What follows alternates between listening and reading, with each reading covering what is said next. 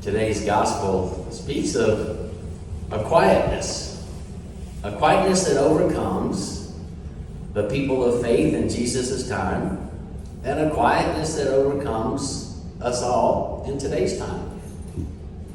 Quietness comes when we know that decisions and traditions and judgment and perceptions, all layered up, are complicated and are real in the way our hearts feel. And we know that in that awkwardness of knowing that every situation is different, but that there's great pain, our response often is silence. And it's to be acknowledged that it's awkward and that we're quiet.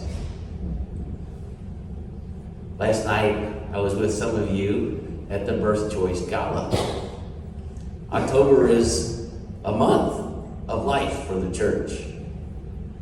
And yet there still is, in our culture, and especially among our young people, this awkward silence that they receive from loving people. The speaker, who came from Texas, had great spirit. And she shared her life, and she shared something that I want to share with you. Because I'm a person with a large family, and there are things that when we're with our younger people, it's hard to talk about. And we know that we'd rather talk about them if something happens. But the truth is life does happen, and we're not always there at those moments. And this is what I want to leave with you, and it'll be awkward for some. Most people in high school or college, if life comes in a surprising way to them, will know how to search for, how to find an abortion clinic, and will not look for automatically and know where the pregnancy centers are. What's true in this country is there's more pregnancy centers than places where abortions are performed. There are loving and good agencies that want to work with people to give them a place to talk and be heard and hear the story and offer them loving care and support so that the decision might then come from freedom, not from fear. And yet in our own families, do we tell people where the pregnancy clinics are? We have this fear, like we're encouraging them that maybe something should happen. My nephews should know where Birth Choice is. Because the fact is as soon as the hormones change in all of us, our human condition, life happens.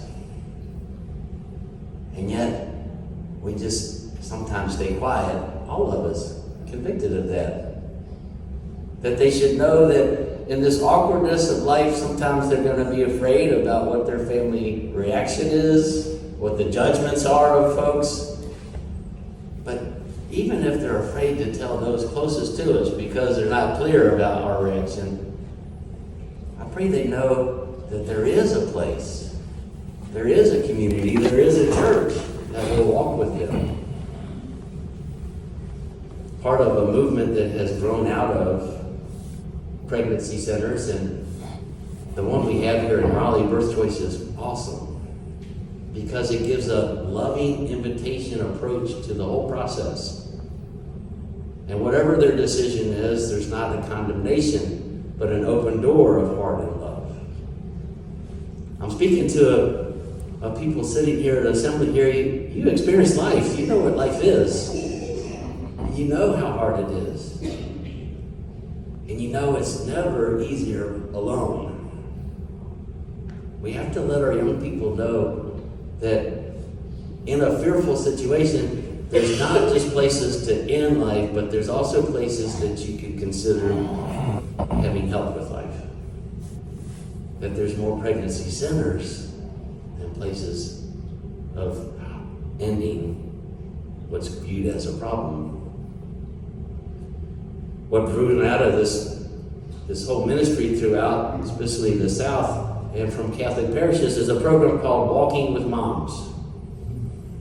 And we just reviewed the whole process and approved it as a new ministry for this parish.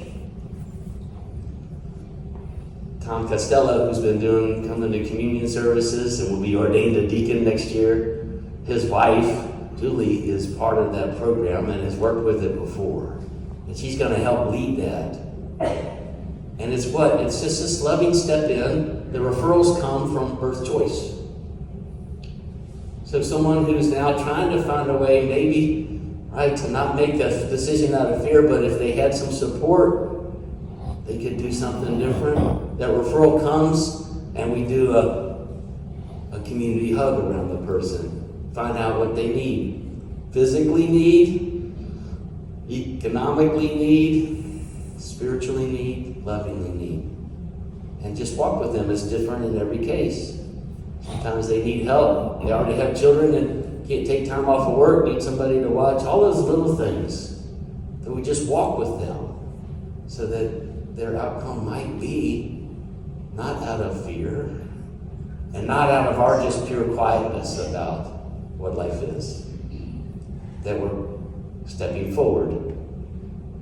I hope you pray and have the opportunity as the months come to help them in that ministry, Walking with Moms.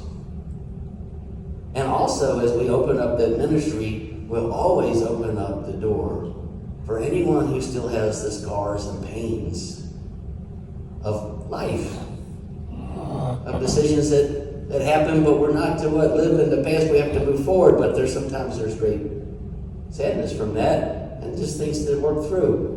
So we'll always open that up too with the Project Rachel and other ways.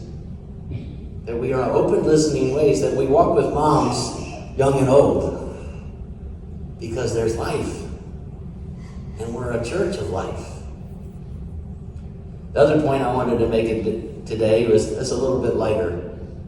And it came up at Birth Choice about this own woman's testimony about her reluctance to go to the church with her problem or with her struggle or challenge. Because sometimes the church will seem like the place of no. Oh, you can't. So all of us, right? Here's the real Catholic position from on high about Halloween.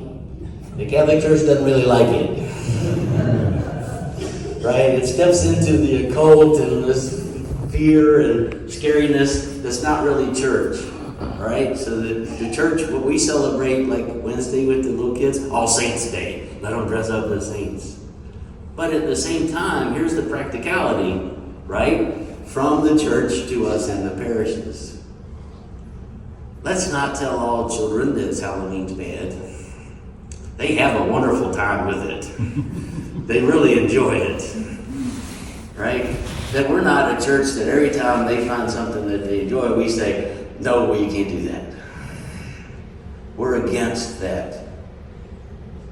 We need to be as smart as the advertisers in consumerism that have all the children's ear and says, we are for the celebration of life. And if you have a good time on this Halloween, that's fine.